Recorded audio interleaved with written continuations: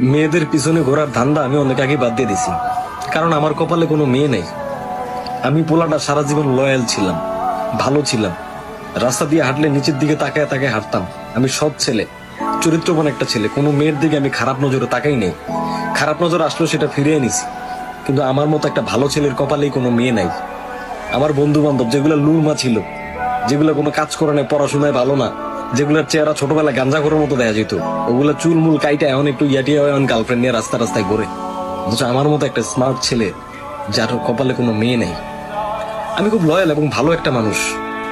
আমি চেষ্টা করেছি অনেক মেয়েদের হালাল ভাবেই প্রপোজ করার চেষ্টা করছি, চিঠি দিয়েছি, মেসেজ পাঠিয়েছি এবং অনেক মেসেঞ্জারে অনেক নক দিয়েছি, কিন্তু কোনো মেয়ে আমাকে সাড়া দেয়নি। অনেকে তো আমাকে ব্লক মেরে দিয়েছে, অনেকে আবার ওই যে এরকম একটা আঙ্গুল দেখাইছে, এটা কি আমি বুঝি না, এরকম আঙ্গুলগুলা দেখাইছে। আমার কপালটা কোন লেভেলের খারাপ একবার চিন্তা করেন ভাই। আমি যদি কোনো মেয়ের স্বপ্নেও দেখি, তাও দেখি যে এটা বোরকা পরা।